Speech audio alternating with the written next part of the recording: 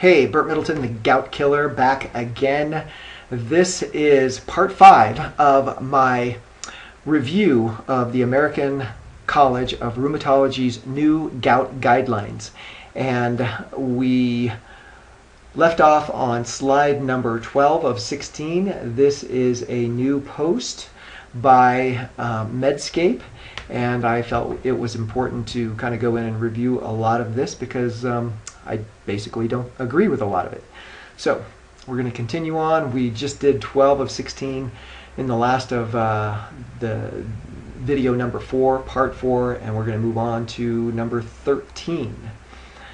And this one is considerations for the setting of comorbidities. Acute gout therapy may be associated with many potential drug-drug interactions and toxicities in the setting of comorbidities, which clinicians should consider carefully.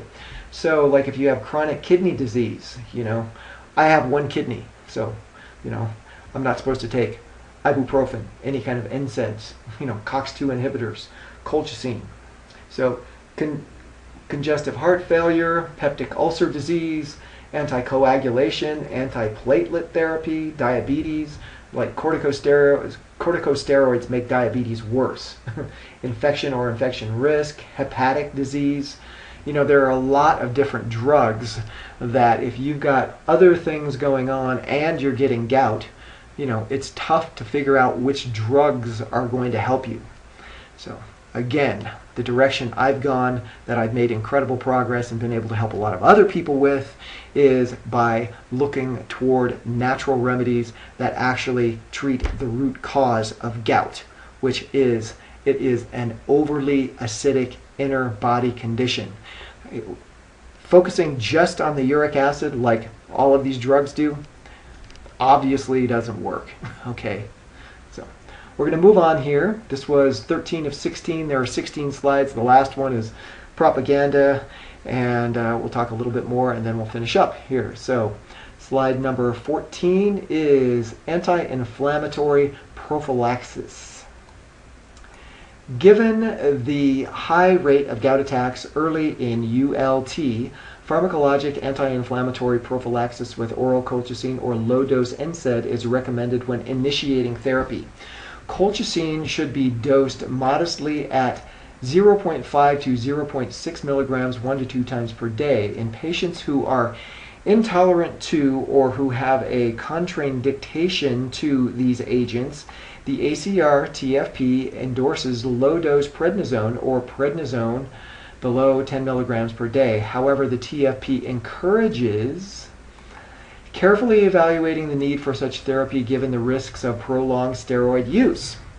Prophylaxis should be continued for 6 months after initiating ULT. In patients without tophi present on physical examination, prophylaxis may be stopped 3 months after achieving the target serum urate level. In patients where tophi has been present but resolved, prophylaxis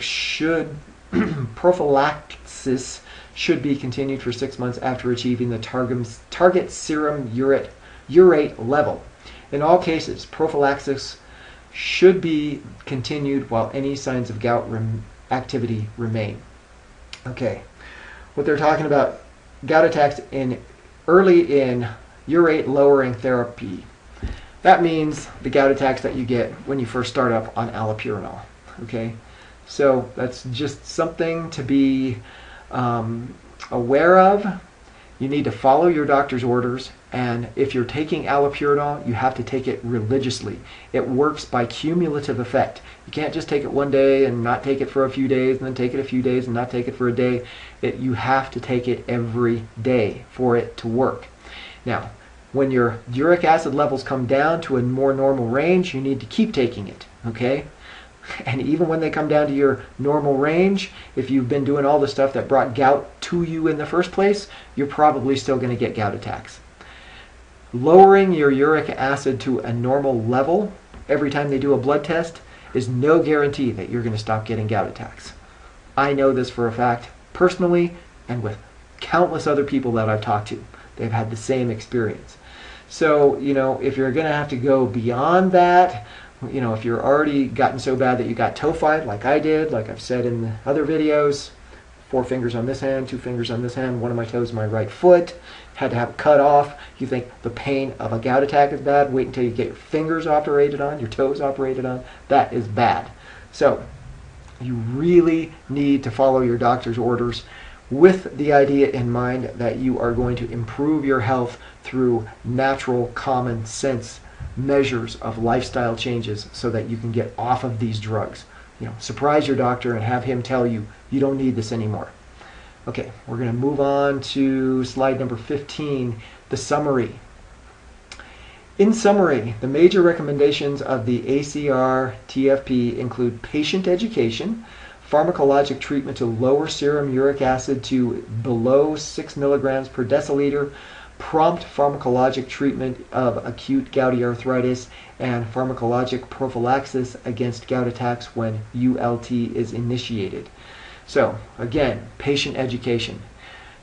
You can manage your gout by understanding acid-alkaline balance.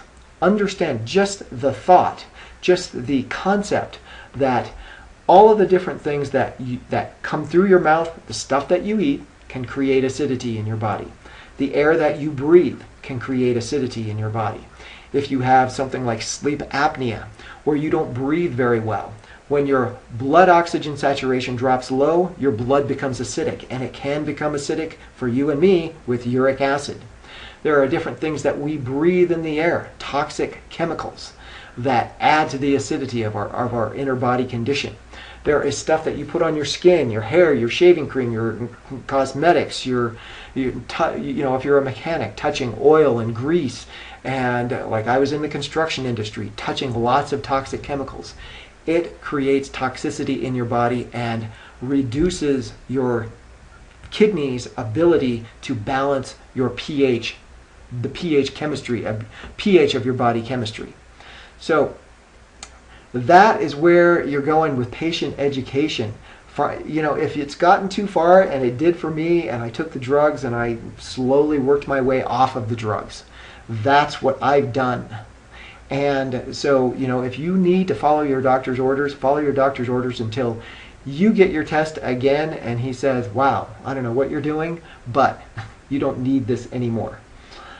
So that was 15 of 16, and you know, this is number 16. You know, it was just kind of more advertisements, but what I wanted to end this with is that this presentation was designed to make you think that, continue to make you think, these are not new gout guidelines. They've been saying too much red meat and too much alcohol is what causes gout. It's not just red meat and alcohol that causes gout. It is a much bigger picture than that.